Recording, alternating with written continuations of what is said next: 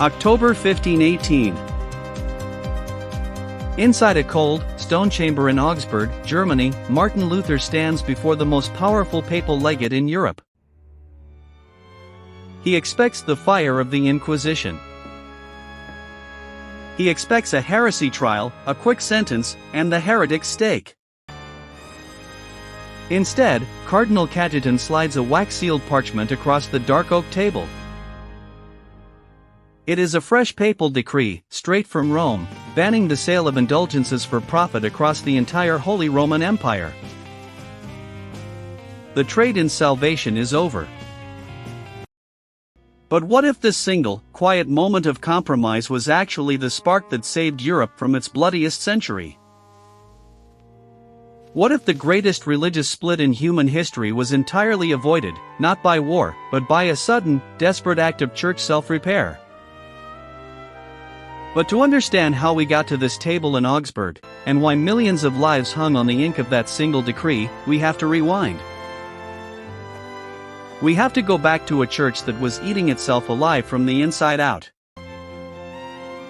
In early 1517, the Catholic Church was facing a massive, self-inflicted financial crisis. Pope Leo X wanted to rebuild St. Peter's Basilica in Rome, a monumental project estimated to cost over 46,000 gold ducats. To fund it, he authorized a massive, aggressive campaign of selling indulgences, certificates that promised to cut down a soul's time in purgatory. To run the campaign in Germany, Rome partnered with Albert of Brandenburg, a young nobleman who had borrowed 24,000 florins from the Fugger banking house to buy his way into 3 different bishoprics at once. The deal was simple: Albert would split the indulgence sales 50-50 with the Pope to pay off his staggering debts. They sent out John Tetzel, a master salesman monk, who coined a famous slogan, "As soon as the coin in the coffer rings, the soul from purgatory springs."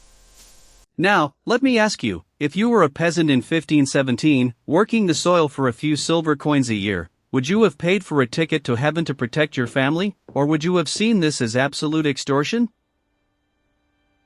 Let me know in the comments.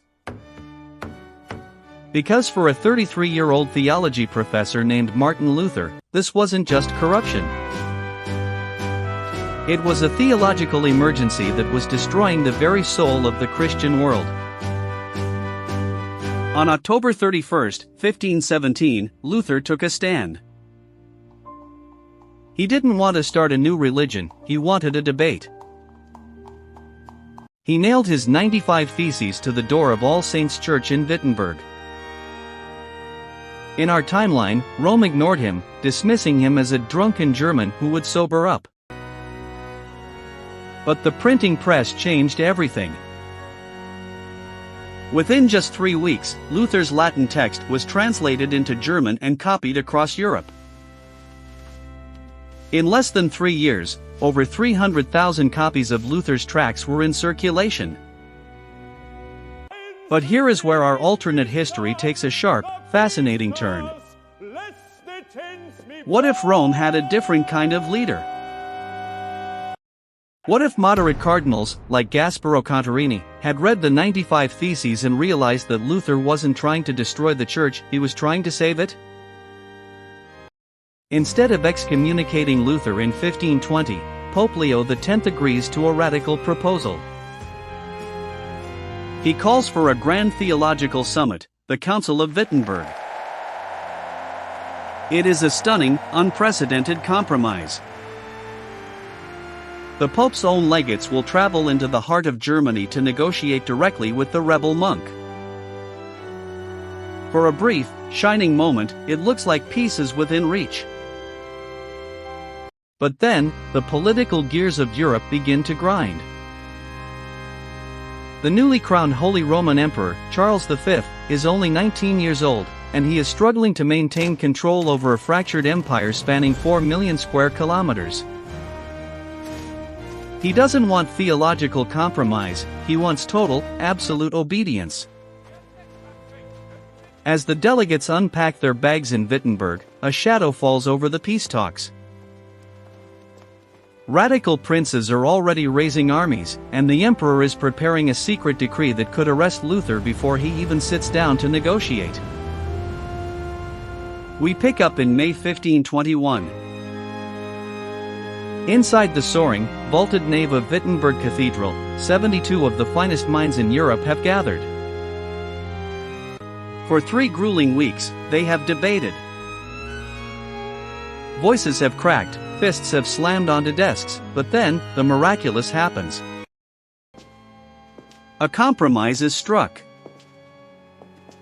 It is called the Augsburg Concordat. The Church agrees to ban the sale of indulgences forever, translate the Bible into local languages, and allow German priests to marry. Luther, in turn, recognizes the spiritual authority of the Pope. It is a stunning victory for moderate reform. But just as Luther takes the quill to sign the parchment, the heavy oak doors of the cathedral are kicked off their hinges. Imperial soldiers, sent by 19-year-old Charles V, march down the center aisle. They carry an imperial arrest warrant, accusing Luther of high treason against the empire. And this is where the story takes a sudden, shocking turn. Cardinal Cajetan does not step aside. Instead, the Pope's own legate stands directly between the armored soldiers and the rebel monk. He raises his golden crucifix and declares that anyone who touches Luther will be instantly excommunicated. The empire has just declared war on the Pope's peace. But here's where the stakes shift from a local church dispute to a global struggle for survival. The theological debate is officially over now. It is a fight for the very crown of Europe. But wait until you see what happens when the Pope himself is forced to decide whether to excommunicate the most powerful secular ruler on the planet. If you were in Pope Leo's shoes, would you have backed your rebel monk to save the church, or would you have bowed to the emperor who controlled half the known world? Drop your prediction in the comments right now. By September 1521, Pope Leo X makes his ultimate choice. He ratifies the Wittenberg Compromise, siding with Luther. The Catholic Church is officially reformed. For a moment, a wave of relief washes over Germany. The threat of a massive religious split seems to vanish. But Charles V is absolutely furious. He views the Pope's compromise as a direct challenge to his imperial authority. He orders his legendary Spanish tercios, over 12,000 battle-hardened, heavily armored mercenaries, to march directly onto Rome. His goal is simple: depose the Pope, arrest Luther, and install a puppet pontiff who will do what he is told. The dread across Europe is palpable. Rome is completely defenseless, and the emperor's army is unstoppable. But then, the single most incredible moment of this alternate history unfolds. In the spring of 1522, Martin Luther climbs the pulpit in Wittenberg. He doesn't preach against the Pope, he preaches for him. He calls on every German prince, knight, and peasant to march south to protect their newly reformed church. For the first time in human history, German Protestant knights and Italian papal forces ride side by side under the exact same banner. At the bloody Battle of Trento in northern Italy, 15,000 unified defenders clash with the emperor's invading forces. It is a desperate, brutal, and decisive battle. Against all odds, the imperial army is shattered and forced to retreat back across the Alps. The Reformed, unified church is baptized not in the fire of heretic stakes, but in the blood of shared sacrifice. The victory at Trento changes the trajectory of human civilization forever. Because this compromise succeeded, the devastating 30 Years' War of 1618 never happens. In our timeline, that catastrophic religious conflict dragged on for 3 decades, slaughtering over 8 million people and wiping out up to 60% of the population in parts of Germany.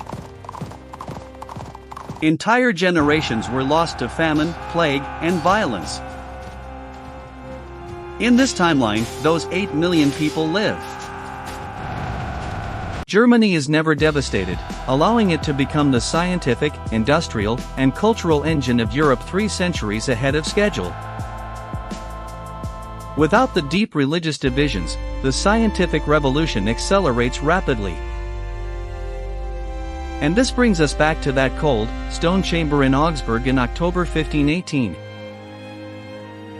Remember the cold open when Cardinal Cajetan slid that parchment across the table to Martin Luther?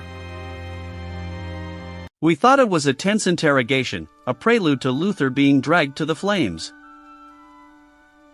But now, we see that moment for what it truly was, not a trap, but the secret, quiet pivot of human history. By choosing to slide the decree across the table, by choosing reform over destruction, Cajetan didn't just save a single monk's life. He saved Europe from a century of self-inflicted slaughter. The Inquisition's fire never caught in Wittenberg, because a few brave men chose to listen instead of burn.